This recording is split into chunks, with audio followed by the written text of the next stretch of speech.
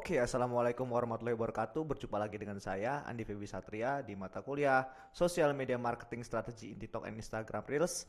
Kali ini kita akan membahas bab tentang perencanaan konten. Nah, jadi pada bab ini teman-teman semua akan saya arahkan untuk bisa merencanakan konten itu gimana sih? Konten yang baik, gimana sih konten yang bisa mencapai suatu tujuan yang ingin teman-teman capai semua. Nah, nanti kita akan bahas pada bab ini. Oke, untuk mempersingkat waktu langsung aja dari yang pertama ya teman-teman. Apa itu content plan? Content plan atau perencanaan konten adalah suatu perencanaan pengembangan konten yang dilakukan oleh content creator untuk mencapai tujuannya. Jadi untuk mencapai suatu tujuan itu content creator harus membuat perencanaannya dulu nih, gitu kan? Biar nanti bisa menjalankan uh, aktivitasnya itu sesuai dengan SOP-nya dan efektif dan juga efisien dalam melakukan eksekusi konten-kontennya seperti itu ya. Nah, manfaat membuat konten plan nih. Pertama, meningkatkan efektivitas kampanye tentu saja ya. Kedua, membantu fokus dan konsistensi. Ketiga, menghemat waktu dan sumber daya. Keempat, mengarahkan prioritas. Lalu kelima, ada menargetkan lebih tepat. Dan terakhir, ada mengoptimalkan anggaran teman-teman. Apa sih itu meningkatkan efektivitas kampanye?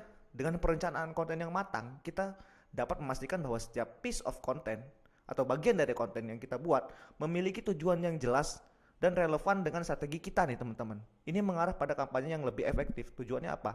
Tujuannya agar tidak ada effort yang sia-sia nih. Jadi kita harus melakukan suatu kampanye pemasaran itu atau suatu kampanye perencanaan konten itu dengan baik biar tidak ada suatu hal yang sia-sia nanti dilakukan seperti itu teman-teman ya. Lalu membantu fokus dan konsistensi. Perencanaan konten membantu kita tetap fokus pada pesan dan nilai yang ingin disampaikan pada audiens. Ini juga membantu untuk menjaga konsistensi dalam gaya, suara, merek, dan pesan yang platform dan saluran komunikasi. Jadi gitu teman-teman ya. Jadi kita kalau menggunakan perencanaan konten itu dapat tetap pada alurnya nih teman-teman. Nggak melenceng gitu teman-teman ya. Terus menghemat waktu dan sumber daya. Dengan perencanaan konten, kita dapat menghemat waktu dan sumber daya dengan merencanakan konten-konten jauh-jauh hari. Itu saja teman-teman ya. Karena kalau misalnya kita merencanakan konten itu, kita kan udah tahu nih kapan waktu uploadnya, kapan nanti kita ngeditnya dan lain sebagainya itu, jadi kita lebih efektif dan efisien menghemat waktu dan sumber daya yang kita miliki gitu teman-teman ya. Terus mengarahkan prioritas nih teman-teman. Perencanaan konten membantu kita mengidentifikasi prioritas konten nih. Kita dapat menentukan konten yang paling penting untuk dibuat berdasarkan tujuan bisnis kita. Jadi gitu teman-teman ya. Jadi kalau kita membuat suatu perencanaan konten, kita bisa memilih nih prioritasnya. Kira-kira pada minggu ini kita pengen buat konten yang seperti apa sih? Terus minggu depan mau buat konten yang seperti apa sih? Gitu-gitu teman-teman ya. Jadi bisa ditentukan prioritasnya tergantung dari apa yang ingin kita tuju gitu teman-teman ya. Nah, menargetkan lebih tepat nih. Dengan pemahaman yang lebih baik tentang audiens kita dapat menargetkan konten kita secara lebih tepat nih. Sehingga lebih mungkin untuk menarik perhatian dan minat mereka. Nah, itu jadi kita bisa menargetkan target pasar kita itu yang mana nih. Dengan menggunakan perencanaan konten, kita kan bisa langsung tahu nih kira-kira kita mau menuju kemana. Konten kita tuh mau diarahkan untuk banyak ditonton oleh customer-customer yang seperti apa. Nah, itu bisa dilakukan lewat perencanaan konten terlebih dahulu gitu teman-teman. Terus mengoptimalkan anggaran nih. Itu tadi setelah kita melakukan perencanaan otomatis kan kita bakal bisa memilah-milah nih ya. Kira-kira biaya untuk promosi konten kita seberapa sih? Nah, jadinya kan kita bakalan bisa menghemat biaya-biaya gitu, lebih efektif dan efisien dalam mengelola biaya dalam memproduksi sebuah konten pemasaran seperti itu teman-teman ya. Jadi ini manfaat menggunakan content plan ini dalam pemasaran berbasis kontennya ini tadi teman-teman. Untuk mengoptimalkan anggaran pada akhirnya seperti itu teman-teman ya. Nah, ini langkah-langkahnya nih. Yang pertama tentukan dulu tujuan konten. Kedua, kenali target audiens.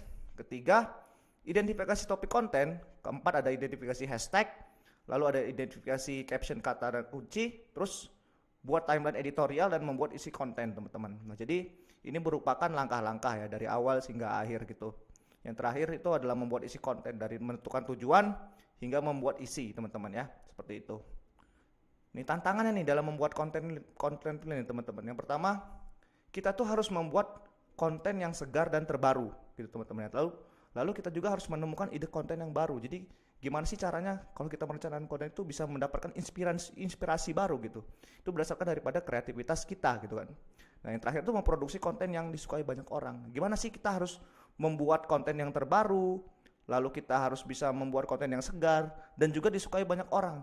Nah, inilah tantangannya. Dan itu semuanya dituangkan dalam content plan, teman-teman. Seperti itu ya. Nih, aplikasinya nih. Ini salah satu aplikasi yang digunakan untuk merencanakan konten yang populer adalah namanya Notion nih, teman-teman.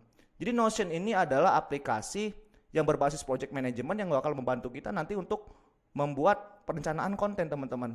Mulai dari calendaring, mulai dari pencatatan, lalu penjadwalan, lalu nanti kita bakal bisa upload tentang inspirasi-inspirasi dari video-video lain dan sebagainya, itu nanti bisa di-upload di Notion ini. Jadi ini sangat membantu sekali teman-teman semua bagi kita untuk bisa merencanakan konten. Jadi saya sangat mengharapkan teman-teman semua bisa belajar tentang Notion, karena nanti juga kita bakalan menggunakan Notion ini sebagai aplikasi project management atau aplikasi yang kita gunakan untuk merencanakan konten, teman-teman.